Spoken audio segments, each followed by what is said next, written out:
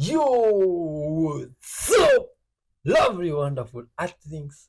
Thank you very much for clicking this video. Welcome aboard, man. Respect to yourself. Here, we are all about spreading love, peace, and showing the importance of unity and forgiveness among humans across the whole world. And we do this how? We do this with you, wonderful humans, through reacting together in different types of videos, creepy, funny, woke, even the most unthinkable videos, with the intentions of spreading love. Kindly watch till the end, hit the like button, and tell us where you're watching from. Straight out of Africa with good vibes. Lots of good vibes. I mean, a heap of good vibes. Let's dive in, man. Good vibes. So,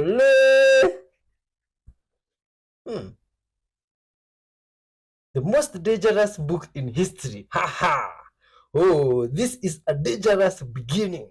Thank you for diving in, man. What type of book is this? Oh, looks like some book written in some weird type of way. Oh, if this book is really that dangerous, why is this guy holding it with his bare hands? Oh, please leave your comments on what you think. What makes this book dangerous? I'd like to know, man. You see, it might be saying it's a dangerous book, but indeed it's a good vibes book. You see, we don't know because these drawings here they don't seem dangerous. But anyway, if you can get a thing or two from these drawings and these writings in this book, help us understand in the comment section. Oh man, good vibes. Watch till the end. It gets better every moment. You see, there's some good vibes videos coming. Just keep it. Yeah, tuned. Look at this book, man. You see these drawings and this type of writings. You see, they really does on my mind. It looks like someone was just scribbling down, sketching like sticks, putting sticks together, and I'm surprised it's a language. Secret footage of a city in the sky. Is this a glitch in the matrix, or what is this? Or is this some projection of something in the sky? Oh my god. Did you know that we live on a ship, and the ship that we live on right now is being invaded by pirates? So, according to Admiralty law, because we lived in the waters of our mother's womb, we can be ruled by it. And because of that, we've been literally turned into currency. Currency, and then currency, because what we see manifests into reality. See, we are caught up in this word spell where they got us operating from the space of a sea monster, but we're actually a human being. You see, you can birth a vessel to the dock, and you can also give birth to a vessel, which is the human body. And then that doctor docks the baby from the vessel of the mothership. So when you dock the vessel or when you dock the ship, you are given a certificate of manifest.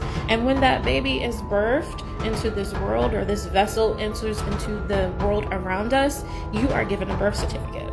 Because when you deliver products from one place to another, you're shipping those products to your destination. And then those products, they get delivered just like a baby is delivered through the waters of the womb. When you were living in your mother's womb, you were surrounded by amniotic fluid. So in other words, you can technically say that you were living in the sea. So metaphorically, we were all connected to the mothership through the navel of the umbilical cord. That's why the bank uses words like cash flow, liquid asset, drowning in debt, streams of income, because they understand money is an energy, it's a current. And using our mind's eye, if we look at the landscape from a bird's eye view of a city, it looks just like a motherboard. And that motherboard is full of currents of energy, which is us, that allow the city to grow and to build and to run. You see, the money that we use in this system is not real. It's only real because we make it real. But what's real is the currency of energy that exists all around us. And that currency of energy exists within us because our body is made up of 75% water. And because Rockefeller said that he did not want a nation of thinkers, he wanted a nation of workers, we have literally been veiled to the power that exists literally within us. If you ever paid attention to the word veil is an anagram for the word evil. And if you think about it from a biblical perspective, the love of money is the root of all evil. love. To love an inanimate object on that level is dangerous because you're taking the power that exists within you and now giving it to another entity. But we are the currency, and they make special laws to put that in place. So if the higher powers that be understand how much of value we are as currency, why don't we see the same thing for ourselves? Today I'm going to teach you a skill that you should have been taught when you were a child but probably weren't. It's how to stop avoiding your problems. Avoiding something might be easier in the short term, but it creates so many problems in the future, not only with the existing problem, but adding new ones on that you then have to deal with. This is the paradox of avoidance. In trying to avoid suffering, we end up creating it. Here's what I want you to do instead. Think about how facing this problem will help you to be who you want to be as a person. If you're avoiding setting a boundary with a family member, say to yourself, I'm a person with self-respect, and this is a moment for me to demonstrate that. If you're avoiding a difficult conversation with someone, say to yourself, I'm a person who shows up to work on their relationships even when it's hard. If you're avoiding a chore or a responsibility, say to yourself, I'm a person who follows through on their commitments. This shift in focus from the present pain to the future gain can help you to move towards and face the thing that you're avoiding. Oh, mysterious fish swimming above the water. Huh? Secret footage of levitation. Oh my god. Oh my god. What type of fish is this? Oh man. Look at this animal here. Some baby playing with the tiger. And the tiger is probably oh, what type of game is this? It's like this baby loves to play this game, man. That's nice, man. And some wonderful policeman here. Met some guy that usually works in the streets and give that guy something to buy some food or something that he would like. Man, that's nice, man. Good vibe.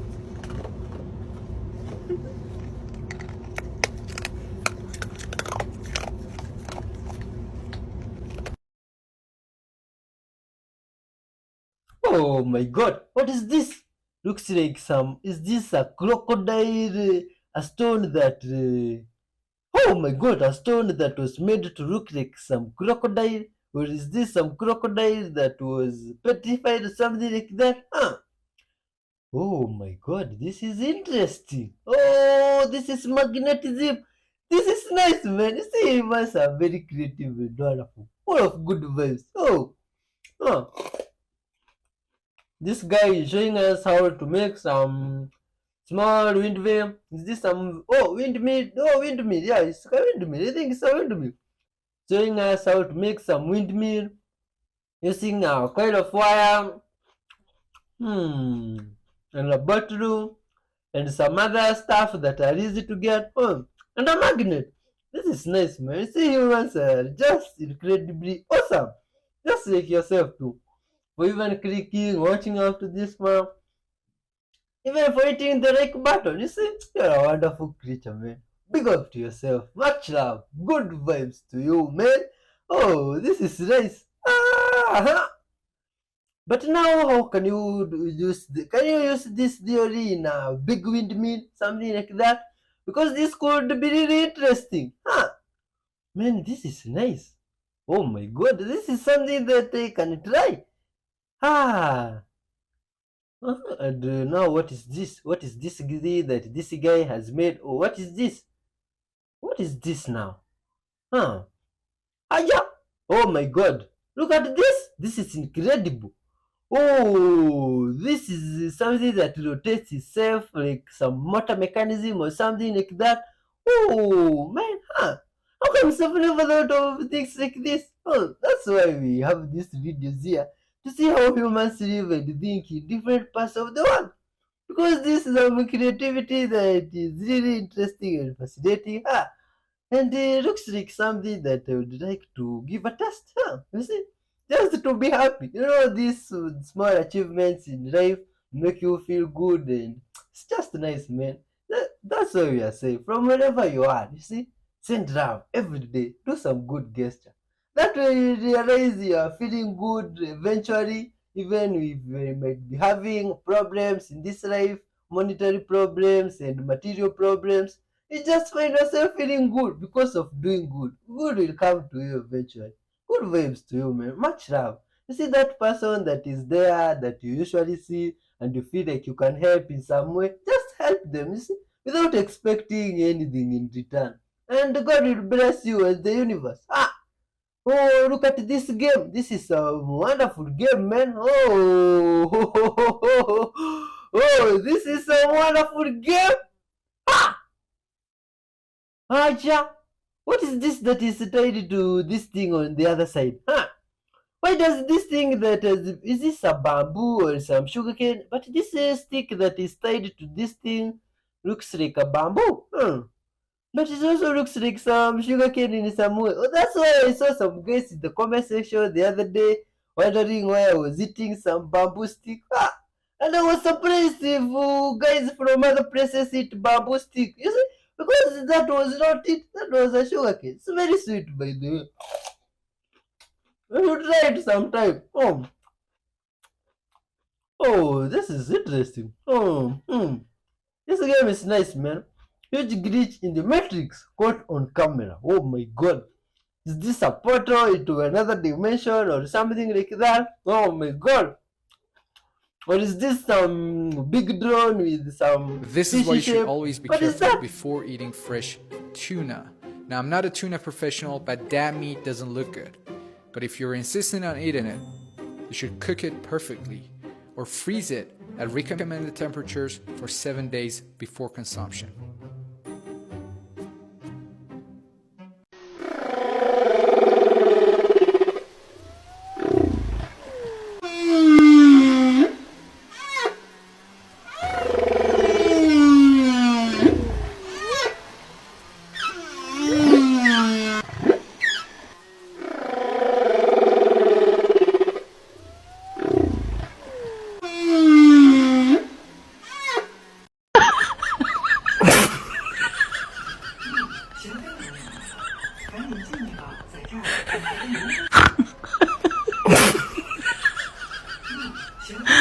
How long have you been married?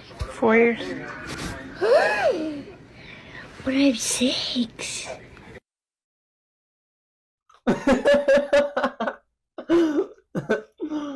Oh,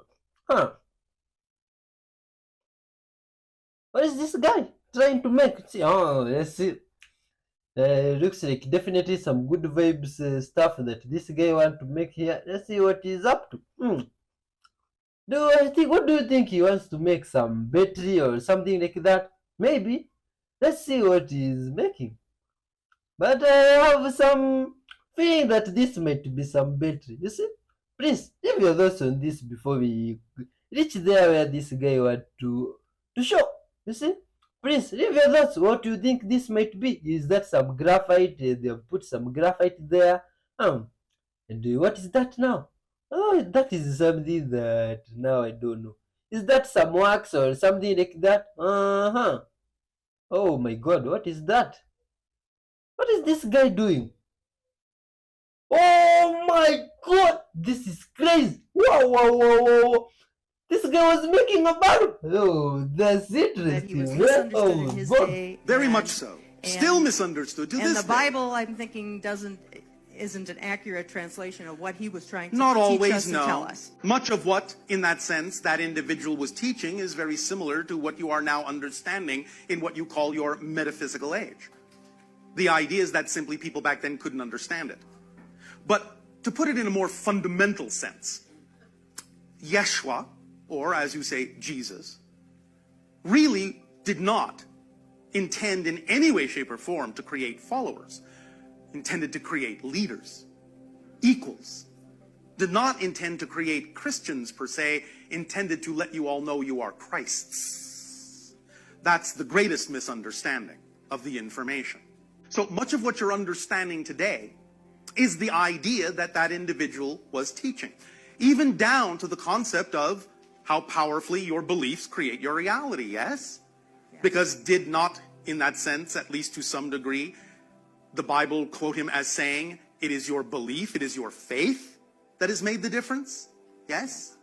And did it not also say that when Yeshua even went back to his hometown, because people there only knew him as a carpenter and did not believe in the things that other people said he could do none of those things in his hometown. And the Bible says so, very clearly. You understand? Yes. It's all about the idea of your belief system. It's all about the idea of what you know to be true. It's all about your actions, all about your alignment. This is all that individual was saying, and that's what he meant when he said, I am the way. He meant be this way. When your Jesus said, I am the way, he did not mean follow him in a religious context. He meant be the way I am, because you are that way. So, the idea also is for all of you to understand that this is what the so-called second coming actually is the awakening within each and every one of you of your own Christ consciousness, your own Buddha nature, your own Krishna spirit, your own holy Vavoka. All of that is all who you are, and you've created reflections down through the ages to guide you, to remind you. But because of the disconnection in your consciousness, it didn't always take. But a few people here and there would get it.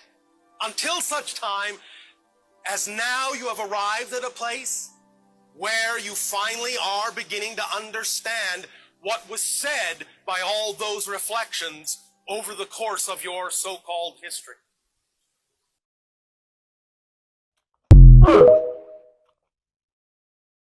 That movie from Barack Obama, it predicted the end of the world. The actual date, which is in 2024, but closer towards the middle and end of the movie, it's now at the viewpoint of the moon. So you're on the moon looking at the Earth, and you can see this sunrise happening. So what you can tell is it's actually a lunar eclipse, because a lunar eclipse is when the Earth is in between the sun and the moon. So the moon is on this side, the sun's on this side, and in the middle is the Earth. So what's interesting is, if you look up when is the next lunar eclipse, is on September 18th, 2024. At the end of this movie, there is an emergency broadcast that talks about when all these events are going to happen. It's on September 17th, right before the lunar eclipse is the end of the world. And so the last thing the world will see is a lunar eclipse. Well, that's pretty optimistic. It's almost alluding to the fact that there's somebody watching the end of the world. So this may be even a deeper prediction of the alien apocalypse that's going to happen. Why do people believe in Jesus but demonize praying to their own ancestors? Christianity calls veneration of ancestors witchcraft. But isn't Jesus himself an ancestor but just somebody else's ancestor? So how is it common sense for you to abandon your own ancestors, to call them evil, but you're there running, praying, calling somebody else's ancestor your savior? So if your parents died today, they become ancestors. So do you think once they die, they become evil? How can you call somebody else's ancestor holy, but call your own evil? And you wonder why Africa has so many problems. Yeah, also that,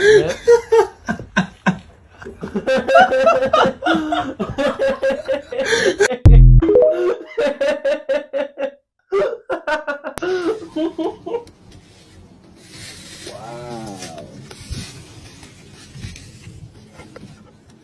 Try not to damage the others.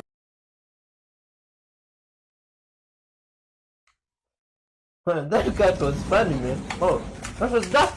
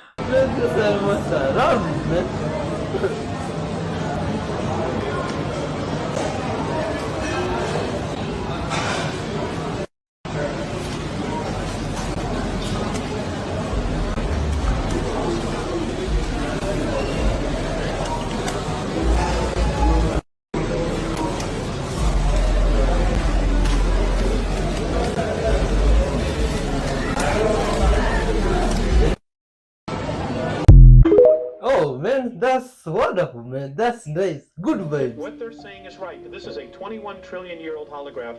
Then all of this is just light and sound. Now, there are places in space where there is nothing, no matter. According to the Andromedans, those are areas that have not been magnetized by thought. Now, with the first aspect of physicality, the first sign of creation, they say, is the electron. The moment that particle is magnetized by thought, it comes alive, and it starts to create and manifest whatever is energizing it or magnetizing it. I know it's out there. I still have trouble with understanding a lot of it. Yes, ma'am. Time frequency that you think of for the 2013, does that have anything to do with what some people are talking about, some of the astrologers and others about the three-way photon band and photon belt? The question was, does the time of 2013 have anything to do with what astrologers or astronomers are saying about the photon belt? Ma'am, they have never mentioned anything about the photon belt. In fact, the Andromedans have absolutely no belief system whatsoever in astrology. And I don't mean to offend anybody, this is their perspective. They say it's all a belief system. How does it all agree with King James Version? I don't know. I don't know. I'll tell you. The gentleman said, how does all of, why does this all agree? He said, why does this all agree with the King James Version? How does this all agree with the King James Version? Well, I will just tell you, this is a very touchy subject. I will just tell you this, that Morine has told me that it is more important to know why you believe something than the fact that you believe it. And in their opinion, the fact that we all believe, or a majority of the people believe in the book of Revelations, that we are literally going to self-fulfill it. What we think we create. I say, who else? I see somebody pointing to somebody else who doesn't want to raise his hand, probably. Yes, ma'am, in the back. Could you stand up? I can't hear you. I'm sorry. Richard Hoagland talks about hyperdimensional physics, and through that we can change our reality. So this is really what you're saying, is that if we believe in the book of Revelation, we're created. So wouldn't it be an idea that if we change our thought about the year 2013 as something other than a outline there, and that's sort of what he is saying, is hyperdimensional physics can allow that person to change their reality through their thoughts. And it's basically physics. And that would be eliminating fear. Because if we go into anything with fear, we cannot change our thoughts. I don't know, when you said you were afraid, it made me concerned about your information, although I really think your information sounds to me very valid, but when fear can't change that reality, does that make any sense? Yes, you know, it does. The fears that I have are my own.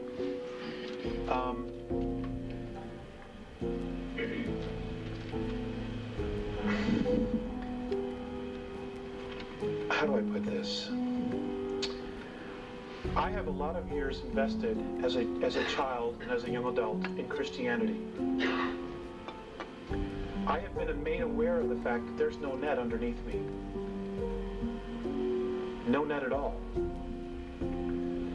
And the fear that I have is my own belief in myself to be totally self-responsible.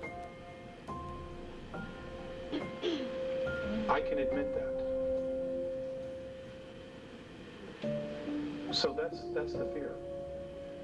Because if there's no net underneath me, it lies squarely on my shoulders to figure out my reality. And when I see all this stuff going on, what is it that I want to create? You know, what do I want to create? You know, my wife and I want to have a baby. I'm 39 years old. I've been in many other relationships, and I've raised other children that were my own. Now I want to raise my own. And, you know, there's a lot of things going on that influence that decision. So I share the information, but I'm also sharing myself. So you have to take that whatever way you want. Oh. Yes, ma'am.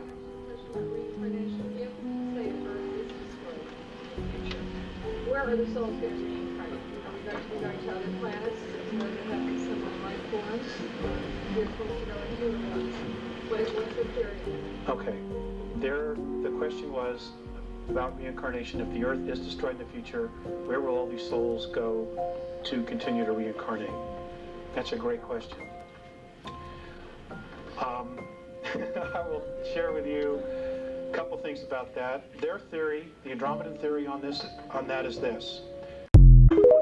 Oh my god. That's too much information, man. Let's leave your thoughts on that.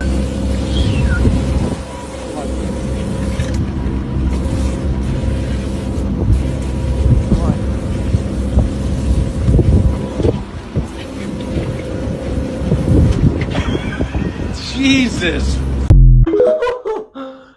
this is some perfect timing. How the hell is this guy talking to the other side when he talks so damn fast? Like, how could he be talking to the spirit world when he doesn't shut the F up? Well, the thing is this.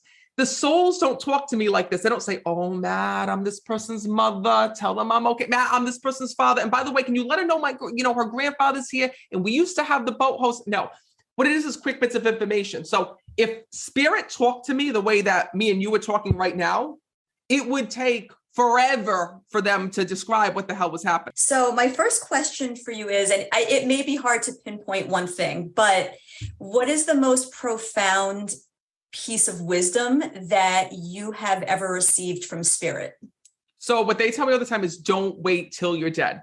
That's the one thing that the spirit world tells me every single day. And it's something that I live my life by, because on the other side, what's so amazing is that the things that hold us back here in this world don't hold our loved ones back on the other side. So for example, here in this world, we have limiting beliefs, we have anxieties, we have phobias, we have fears, we have all of these things. And so many times we say to ourselves, I'm not going to be able to do that. I'm too old to do that. I'm not good enough, right? We place all of these fears and doubts in our own minds.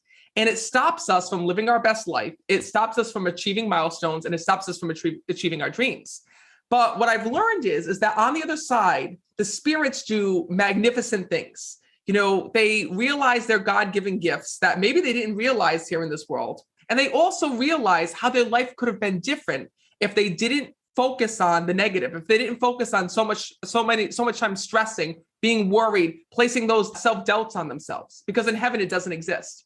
So what is, I don't know if you've learned this from the work that you do, but what is it that, obviously I know that when we're on earth, we have a natural fear of death. And I think that's what everything comes down to, right? Like any phobia, if you kind of like trace it to its origins, it's a fear of something happening to us in one way or another. And some people, I think they almost associate emotional annihilation, whether it be rejection or even something bodily, like, oh, I'm afraid to do this because I might get hurt. Everything almost comes down to a death, like a death of the ego, of the identity, or of the body, right? So like, what do they say causes fears, phobias, and why do we all have different fears and phobias? So what's interesting is if you look at a baby, right? You look at a little kid doesn't have phobias and fears when they're younger, right? Like I know that right now, Royce, he's only 9 months old and he's not afraid of anything. That's your son. Yes, my son. Until like the other day, he was playing around and he took a little tumble off the bed. Luckily, it wasn't high up, right? But now he knows not to go over to the edge, right? He knows not to go and do that. It's how we learn. But our phobias and fears and our worries come from traumatic past experiences. And it might not be a traumatic or past experience that you personally went through, but it might be a traumatic experience that you watch somebody else go through. For example, if you watch your sister or your mom struggle with finding love, if you watch your sister go through a terrible heartbreak or a terrible relationship or an abusive relationship, you might absorb that fear and that worry, and it might prevent you from finding love in your life. And it's actually funny. I actually was doing a reading for a woman who is actually a very strong and powerful divorce attorney.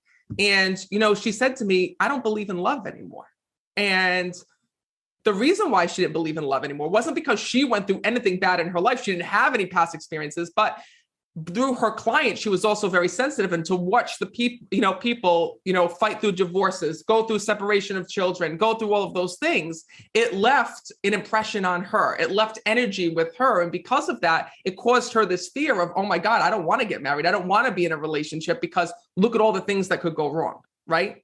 Well, that begs the question then, are we supposed to take past as, like what lessons? You said about your son, Royce. So he took a tumble, he fell, he knows not to do that again. Are we supposed to say, well, I'm never doing that again? Or are we supposed to dust ourselves off and say, I'm just going to dive right back in? It's about being more cautious, right? So for example, he fell off the bed. He was crawling around. He took a tumble off the bed and, he got back on the bed. He wasn't afraid of getting back on the bed, but he knew not to go over to that edge again. He knew, to be careful. And now we don't have that problem, right? Well, it's the same thing with us. For example, I can tell you from my personal experience as a medium, I have seen people die in so many different ways. I have, seen people go through terrible things in their life, through certain challenges, struggles, all of these things.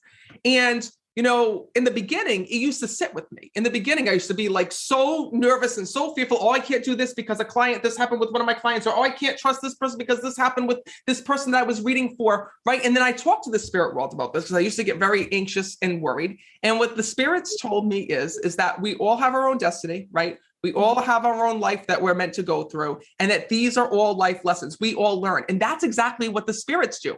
We're put here on this earth to make mistakes, right? We're here to trip, to fall, right? To stumble, but it's all about how we pick ourselves up. And it's all about becoming your own success story. That's what the spirits share with me. For example, and I'm writing about this actually in my new book that I'm working on. There was this woman that I read for, and she overcame all odds. I mean, her mom and her dad were both heavy addicts here in this world. They had, a terrible issue with drugs and alcohol, and those addictions that they had actually made its way over to her brother, who had passed in the same way. She lost almost everybody in her family through these terrible addictions, to the point where she became addicted as well.